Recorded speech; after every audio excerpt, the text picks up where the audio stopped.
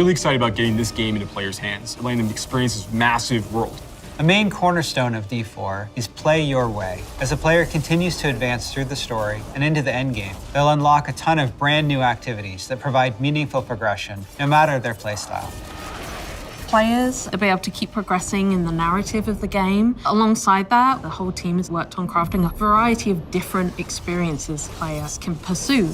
We're going to have an entire world of Sanctuary for our players to offer. There's going to never be an absence of something to do. After the player has finished the campaign, there's a lot more game to go and participate in. They gain access to a special, what we call capstone dungeon that they have to complete. Once they're able to finish this capstone dungeon, they're going to gain access to the first world tier. As you complete the world tier, it will open up the opportunity for you to go into your next world tier. That involves unlocking powerful loot, new items, and more advantages for your player to have a better opportunity at end game.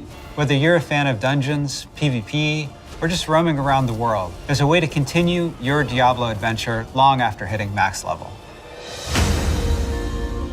As your character continues to grow in power, you'll start with the skill tree and expand out into the Paragon system. A lot of the choices the players make are grounded on skills themselves and the fantasies associated with those skills. The Paragon board is a place where we're allowed to have a lot more depth, a lot more customization, many more options as you go. You can rotate the board, so you can choose a different path if you're like, I want to do more strength-based things, or I want these particular boons or glyphs. You can chart your path through it, and they're really a way for you to keep expanding your character and making it uniquely yours. Similar to the Paragon boards is the Codex of Power. It's an in-game system that holds the aspects related to the character. You are able to complete a dungeon, and they will have a chance to drop an aspect that you can pick up. And what this allows players to do is take items they're finding in the world and make them more powerful, turn them into legendary items. It's really special to discover what kind of playstyle really means the most to you. Every part of Sanctuary is fulfilling and satisfying. Dungeons in particular are really close to my heart. Nightmare dungeons are going to give the players the opportunity to experience a dungeon that they might have already experienced in their past playthroughs. They'll enter the dungeon with a found sigil that alters the playstyle and the intensity of the dungeon. They're more difficult and they have additional objectives, and then they also have affixes, which add a degree of difficulty for you and your group to work through. One of my favorite affixes that you can find in Nightmare Dungeons is actually called Hellgate. Occasionally, these portals will open up throughout the area that will just pour out different monsters that aren't native to that region for you to also be dealing with while you're trying to handle everything else inside the dungeon. There's over 120 dungeons to play through and find in Diablo IV, and any one of them can become a Nightmare Dungeon by finding a Nightmare Sigil and then using it to activate the Nightmare version of that dungeon space. Everything's a little darker, everything's more difficult. It's going to add a little bit of a twist of flavor on your particular dungeon. There's some targeted activities in Diablo IV that suit what you're feeling in the mood for. The Forces of Hell are starting to have more influence in certain parts of Sanctuary in the vast interconnected overworld of the experience. And as the players are going into Helltide areas, they're gonna find even more powerful monsters.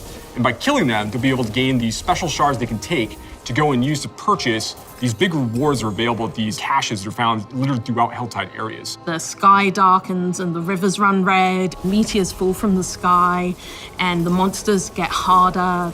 We really want to create new experiences for the players. There's one I really like called Whispers of the Dead, which you get from the Tree of Whispers. The Tree of Whispers is grim and a little gruesome, but it's also something mystically haunting and kind of beautiful. The tree has a little bit of a grudge against our players, and it would like for them to go serve its needs. So you're going to go serve these bounties, gather different rewards, different items, and bring them back to the tree in hopes that it can exchange you something really meaningful. Maybe you're gonna go to the Fractured Peaks and take out some werewolves that are rampaging in a town. They're contained activities that you can do alone or in a group. We really wanted to create variety for people to be able to spend time where they wanted to in the world. It's very cool the way it's been put together, and I can't wait for people to see it, to be honest. In Diablo IV, we have a focus on the world of Sanctuary. And there are parts of that world that we call the Fields of Hatred, where Lilith's presence in Sanctuary has begun to seep through and manifest these poisonous areas throughout the world. When players go to these regions, they get to engage in player versus player conflict. These offer opportunities for the player to collect shards. But there is a little bit of a catch. In order to get these shards back to town, you'll need to purify them.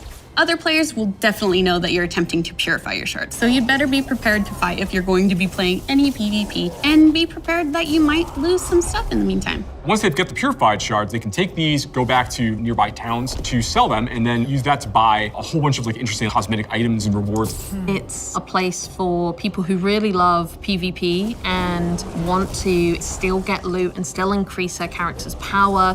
If that's the way they want to play, they can. Launch is just the beginning. One of the things we're really focused on is creating a living, breathing set of updates for players to engage with after the game has gone live. It's really just going to be a way to keep coming back and experiencing more Diablo 4 in fresh ways. We're really eager to hear all of your experiences and just enjoy the entire story with you all.